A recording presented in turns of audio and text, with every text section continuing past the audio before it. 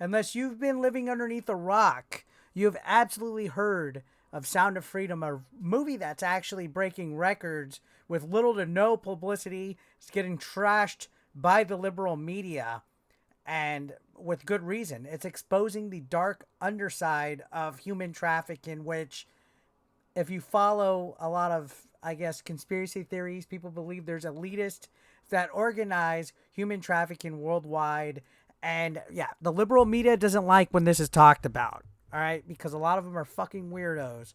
But we're going to talk about an article, a news piece actually, that I saw from Bloomberg that's trending a little bit. And this is from a writer of the name Noah Berlatsky. And he kind of tied this to QAnon and Sound of Freedom. And they're basically just trashing the movie as a whole, saying that it's relying on tired Hollywood tropes, that essentially just saying that it's lazy writing, that it's a bad movie, and just burying it, right? Because that's what's in style right now for these type of people, that you bury stuff. You're salty that things like Barbie and Indiana Jones 5 and all the woke Marvel shit aren't doing great, but when something else comes out and totally destroys your mainstream Hollywood stuff and proves that all of your woke narratives are wrong, they don't like it. So they have to trash it. So I wanted to give my thoughts on this whole situation with this movie and talk about how Sound of Freedom exploded onto the scene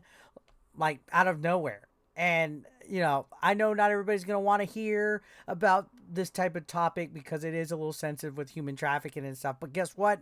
It's my channel. I'll talk about what the fuck I want. I do discuss movies, music, TV, video games, everything of that nature, just I guess in the pulp culture aspect of things. So again, this movie came out July 4th and it's basically exploded. It's taken the number one spot at the box office. It surpassed Indiana Jones and the Dial of Destiny, and its momentum is just increasing as we speak. And you gotta be impressed. It's reached over $85 million domestically, and I think it's going to surpass $100 million pretty easily within the next week. So good on them, especially with the message of it and stuff like that. Now, despite its success and its popularity, there's still a lot of people out there, including this individual Noah, who are determined to see it fail, because of course we can't have anything right wing and leaning towards this way do anything right. Now it's perplexing that people would want to fight something that actually shines a light on the fight against human trafficking, which is something that's very much real. Whether you want to believe QAnon or conspiracy theories and things like that, human trafficking is a real fucking thing. People get kidnapped and traded as sex slaves, whether you want to deny that or not. And particularly child trafficking. Children being trafficked is a real fucking thing. And what's so weird is that there's certain factions in the mainstream media that are against bringing light to this, and it makes you want to wonder what kind of people these people really are. So it seems a little unfounded to oppose whatever this movie's about. And I don't think there's anything inherently political about it. There's no actual representation of QAnon or anything like that. What message is any critic that's hating this movie trying to convey here? Honestly, like it's ridiculous. But anyways, this article that I mentioned to you guys, he's trying to tie it into the QAnon theories and everything like that. But guess what? Before QAnon was a thing, human trafficking was a fucking problem in this fucking world. And it's sickening. So they're basically attempting to undermine Sound of Freedom just because of how successful it is. And Noah himself has a very sus history, actually, one that will raise eyebrows. Unsurprisingly, this article is getting a lot of backlash, so I'm very happy for that. This guy's getting wrung through the mud for trying to trash this movie.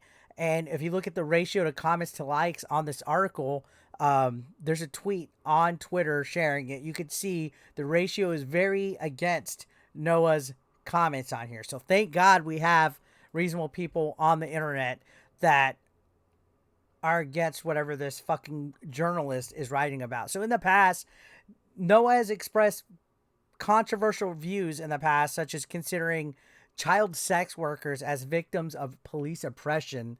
Like, who talks about that? That's fucking wacky. And he refers to pedophiles as a stigmatized group, which again, yuck, fucking disgusting. So that's kind of concerning that somebody that has that background and that history is writing articles for a company like Bloomberg, a big publication, to discredit Sound of Freedom, which is a movie talking about and exposing human trafficking. It makes you think what's the agenda really here, right?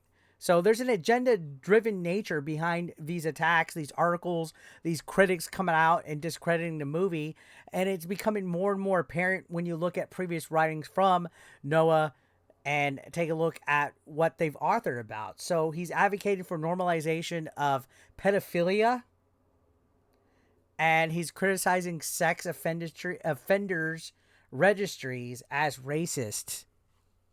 I don't know. I think it's clear that Noah is a radical activist who has questionable motives and agendas that he's trying to promote and push.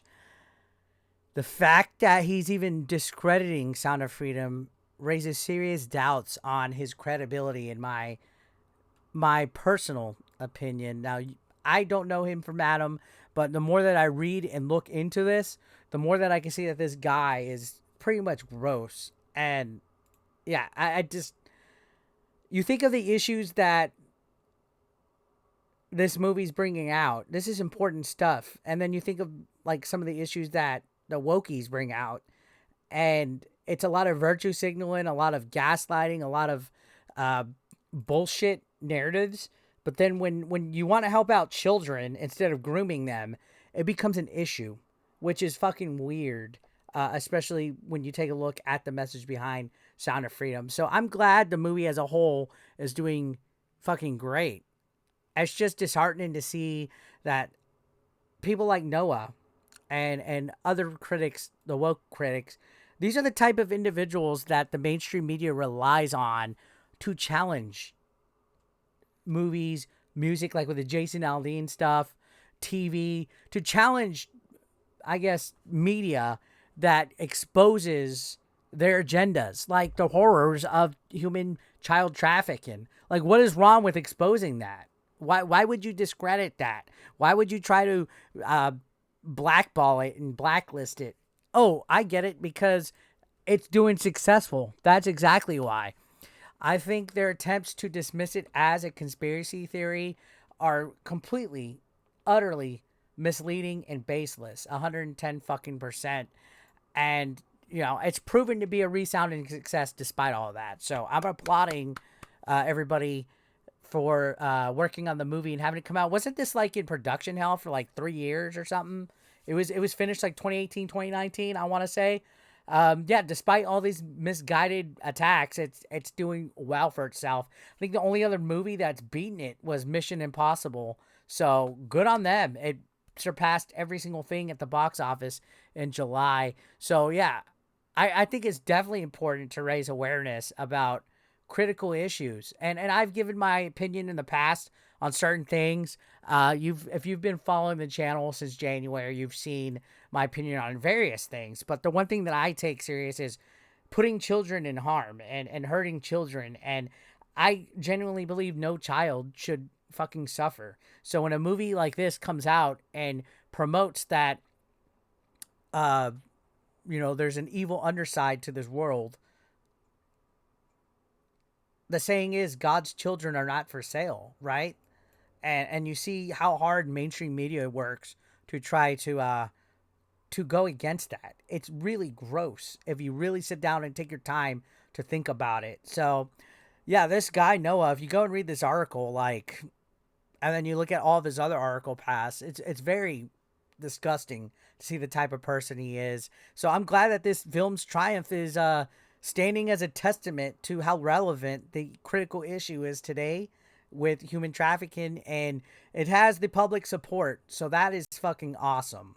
You know, anytime that I see mainstream media or some whack job trying to discredit something, it always feels good when you see the majority of people go against the grain and support it fully. So good for Sound of Freedom. I still haven't checked the movie out. I'm planning on it. I just haven't had time. Have you seen it? Let me know in the comments down below what you think, and I'll see you on the next one.